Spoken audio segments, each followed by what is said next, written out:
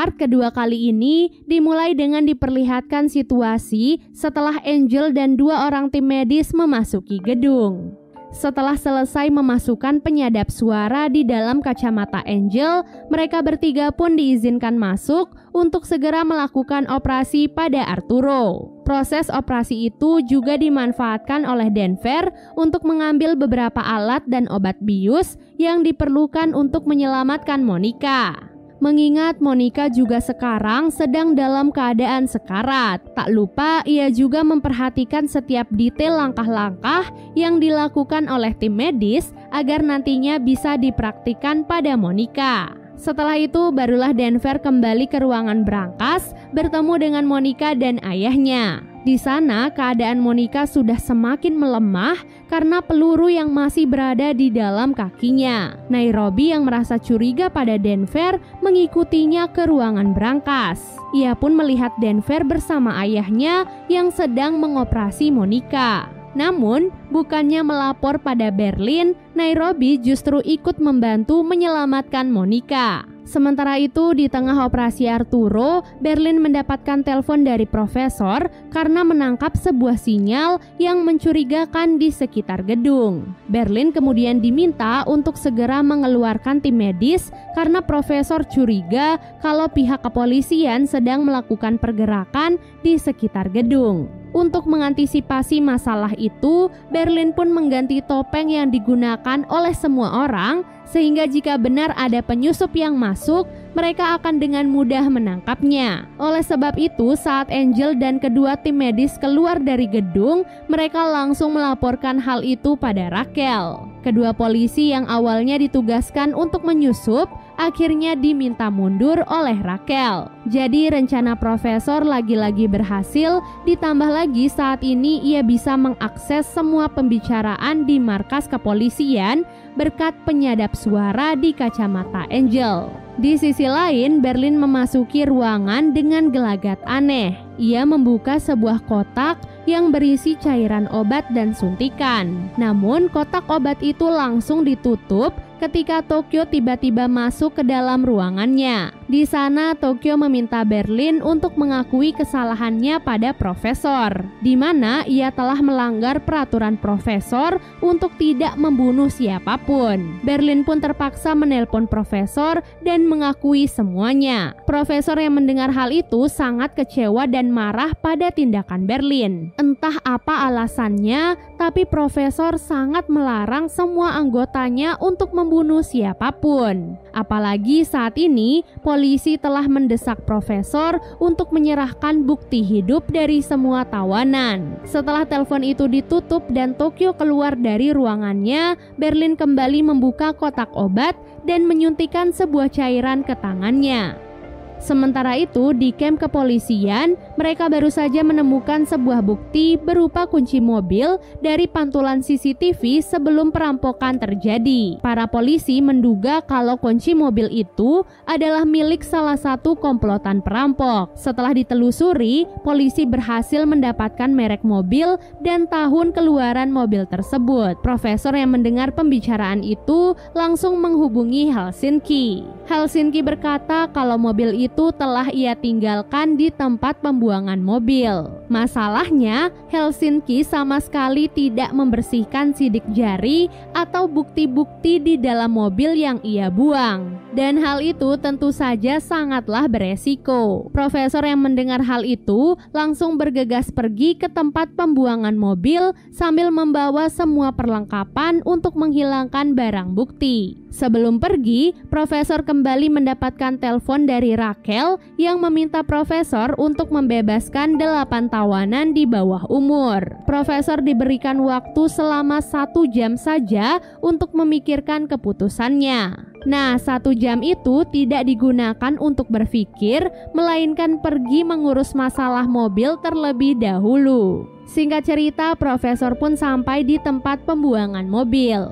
ia perlahan-lahan masuk sambil mencari keberadaan mobil tersebut. Namun sayangnya ia dipergoki oleh seorang pekerja di sana. Profesor pun berlari dan bersembunyi di dalam sebuah mobil. Tak disangka si pekerja ternyata mengetahui keberadaannya dan malah mengangkat mobil tempat profesor bersembunyi. Setelah dikerjai habis-habisan, profesor pun diturunkan dan dibiarkan pergi begitu saja. Sesampai di markas, profesor pun menelpon Rachel untuk membicarakan kesepakatan mereka. Dari ke-8 orang yang akan dibebaskan, profesor tidak memilih Ellison Parker.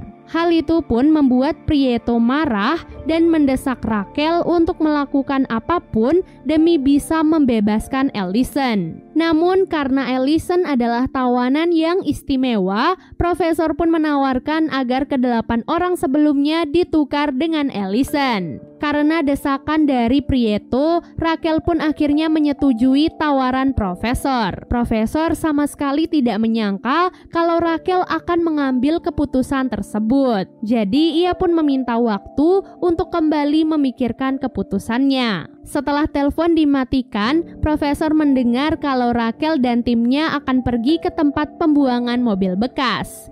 Oleh sebab itu, profesor terpaksa kembali ke tempat pembuangan mobil sebelum Rachel dan timnya tiba di sana. Pada percobaan kali ini, profesor berhasil menemukan mobil yang ia cari dan langsung membersihkan segala sudut untuk menghilangkan sidik jari.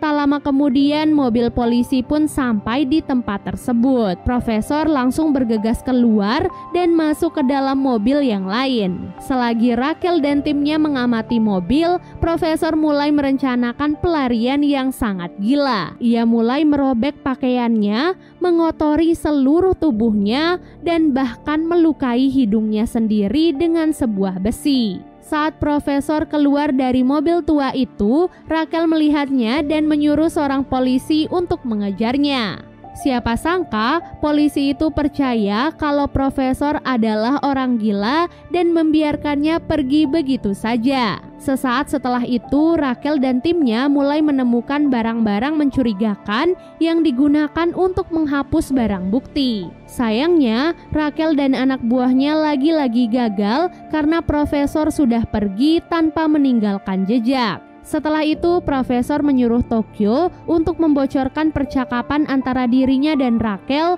mengenai pembebasan Ellison. Seluruh warga Spanyol tentu saja sangat kecewa pada keputusan Rachel yang lebih memilih menyelamatkan putri duta besar Inggris daripada 8 warga Spanyol. Scene lalu beralih memperlihatkan flashback saat profesor dan yang lainnya sedang mendiskusikan jalan keluar dari gedung. Profesor sengaja meminta Moskow dan para tawanan untuk membuat lubang agar bisa mengecoh para polisi. Padahal di tempat lain, profesor telah menyiapkan sebuah terowongan yang ia bangun 5 tahun silam. Oleh sebab itulah, Moskow diperintahkan untuk membuat lubang di dalam ruangan berangkas yang akan terhubung langsung ke markas profesor. Setelah diselidiki, kancing baju yang ditinggalkan profesor di dalam mobil ternyata adalah milik Berlin. Rupanya itu adalah hukuman yang diberikan profesor untuk Berlin atas perbuatannya. Berlin diketahui telah banyak melakukan perampokan dan seringkali dipenjara. Ia juga tak memiliki teman, keluarga, atau daftar kependudukan. Namun dari kesaksian orang yang berada di sel yang sama dengannya, Berlin mengidap sebuah penyakit yang membuat kepribadiannya berubah jika tidak mengonsumsi obat. Salah satu obat yang dikonsumsi oleh Berlin adalah obat langka yang digunakan untuk mengobati sebuah penyakit terkait penuaan, di mana para penderita penyakit ini biasanya tak akan bertahan lebih dari 2 tahun. Rachel pun mengusulkan agar informasi itu disebarkan untuk mengambil hati masyarakat kembali. Namun Prieto mengusulkan agar kejahatan Berlin dimodifikasi dengan sesuatu yang tidak bisa dimaafkan masyarakat, seperti halnya kasus jual beli anak di bawah umur. Dengan begitu, masyarakat akan lebih percaya lagi dengan pihak kepolisian. Tak disangka, Rachel malah menyetujui usulan tersebut. Setelah itu, tim kepolisian mendatangkan pekerja pembuangan mobil untuk membuat sketsa wajah profesor. Saat mengetahui hal itu, profesor langsung mencari data diri pekerja tersebut dan mencari cara untuk menghentikannya. Profesor pun menyusup ke dalam mobil polisi dan mengancam si pekerja pembuangan mobil untuk tidak membuat sketsa wajahnya, karena kalau tidak, profesor tak segan-segan akan membunuh keluarganya. Pekerja itu pun merasa ketakutan dan langsung menghapus semua sketsa yang ia buat. Di sisi lain, Berlin dan Nairobi yang sedang menonton berita dikejutkan dengan berita kejahatan yang Berlin lakukan. Nairobi sendiri tak menyangka kalau Berlin adalah penjahat yang keji karena memperjualbelikan anak di bawah umur. Merasa tidak pernah melakukannya, Berlin pun mencekik Nairobi dan menegaskan kalau ia tak mungkin melakukan hal itu. Berlin pun berpikir kalau ia tak pernah menggunakan mobil tersebut. Namun ia tahu siapa orang yang sudah membuat hal itu terjadi. Pasalnya sebelum hari perampokan, Denver diam-diam menggunakan jas Berlin untuk berpesta bersama yang lainnya. Oleh sebab itu, Berlin pun pergi bersama Helsinki dan Oslo untuk mencari keberadaan Denver. Tak lama kemudian, Berlin dan yang lainnya bertemu dengan Denver di depan toilet. Tiba-tiba mereka mendengar ada suara dari dalam toilet, yang artinya sejak tadi Denver sedang menunggu seseorang di sana. Berlin lalu membuka pintu toilet satu persatu dan secara tidak terduga di sana ia menemukan Monica yang ternyata masih hidup. Tak lama kemudian Tokyo pun datang dan menyampaikan kalau Berlin mendapatkan telepon dari profesor. Dengan bangga, Berlin pun menunjukkan kalau Monica masih hidup dan baik-baik saja. Karena hal itu, profesor pun merasa lega karena rencananya kini akan kembali dilanjutkan. Setelah itu, Berlin pun memimpin teman-temannya untuk menakut-nakuti para polisi di luar gedung.